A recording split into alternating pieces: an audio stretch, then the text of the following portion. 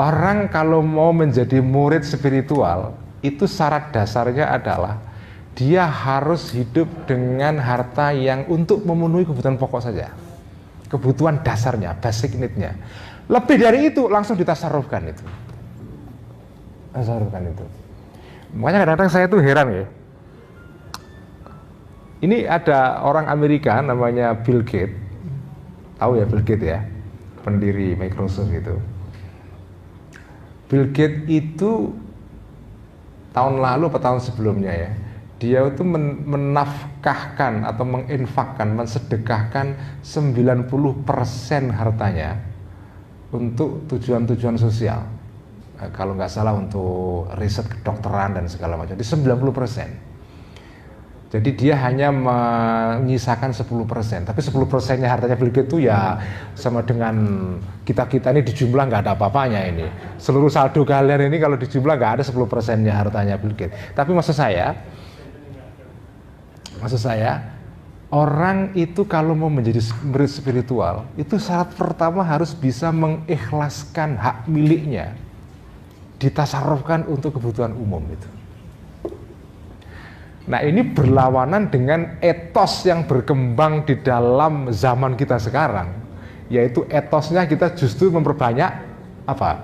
Saldo, memperbanyak deposito, memperbanyak hak milik. Bahkan sekarang ini property right itu menjadi salah satu. Jadi ini kalau kita mau jadi murid spiritual itu syarat dasarnya memang kita harus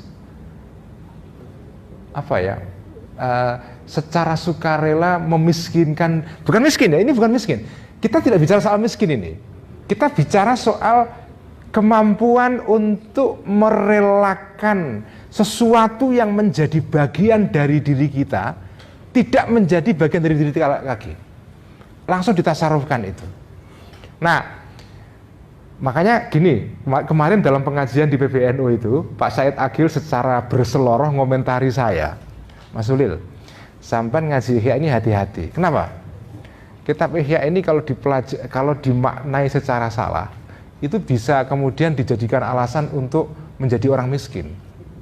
Atau males but gawe. Wah, saya kan sesuai dengan kitab Ihya ini, saya harus merelakan harta, jadi ya sudah saya nggak usah. Itu bukan begitu.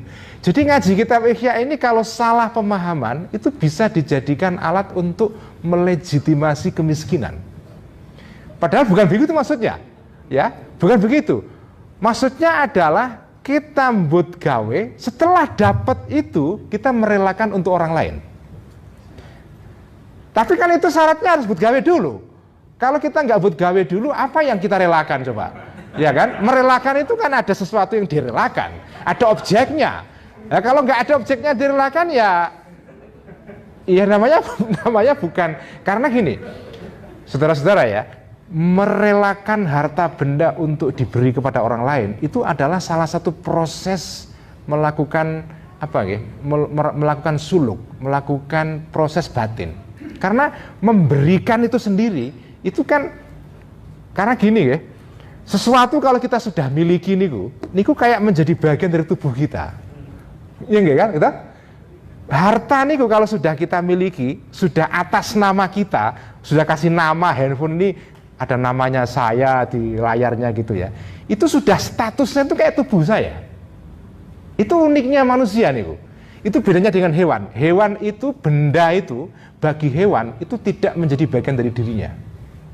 Tapi nek menuso niku begitu sudah harta itu dikasih judul milik saudara Ulil Absar Abdallah gitu, dikasih nama, sudah ada aktanya, apalagi disahkan pengadilan, itu sudah statusnya kayak tubuh saya. Begitu diambil orang lain, itu seperti tubuh kita diiris dan kita sakit. Jadi benda niku kelihatannya itu ada di luar. Duit kita itu di bank. Ini dicolong orang, dihack, oke Bapak yang kemarin ini apa? Dihack kemarin itu WA-nya terus dipakai orang lain untuk disalahgunakan untuk minta duit. Itu sakit hati kita. Kenapa? Karena duit itu walaupun tempatnya di bank, tapi karena milik kita, begitu dicolong orang lain, itu seperti badan kita itu diiris. Karena itu kita sakit. Nah, memberikan benda ini kepada orang lain, itu seperti ngiris tubuh kita. Kalau kita rela melakukan itu proses spiritual yang luar biasa. Jadi, mengikhlaskan diri kita diambil orang lain, itu sendiri, itu sudah pelajaran yang secara spiritual itu maknanya tinggi sekali.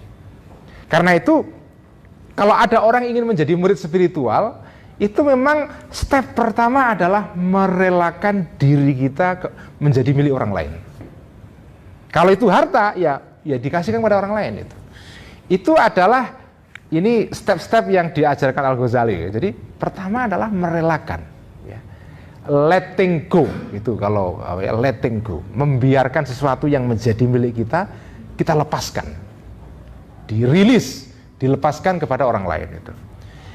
Tapi kan melepaskan harus ada yang dilepaskan, itu tadi kan. Kalau nggak ada yang dilepaskan ya namanya bukan melepaskan. Karena itu menjadi kaya, setelah kaya memberikan kepada orang lain, itu sebetulnya perjalanan spiritual itu. Jadi makanya saya setuju dengan Ki Said, kitab Ihya ini kalau dimaknanya itu dipahami secara salah, itu kemudian dijadikan justifikasi untuk apa? Kemiskinan. Makanya banyak orang dulu menuduh kitab Ihya ini sumber kemunduran orang Islam macam-macam. Ya mungkin itu saya sih nggak setuju dengan tuduhan ini, tapi ini tuduhan mungkin tepat untuk orang-orang yang memahami Ihya secara tidak tepat itu. Jadi jangan sampai kita mengartikan ini lalu kita tidak mau buat gawe, nggak mau bekerja keras untuk meraih harta. Karena meraih harta kemudian melepaskan harta itu setelah kita miliki, itu sendiri sudah merupakan bagian dari cara kita belajar menundukkan diri sendiri menjadi murid spiritual itu ya.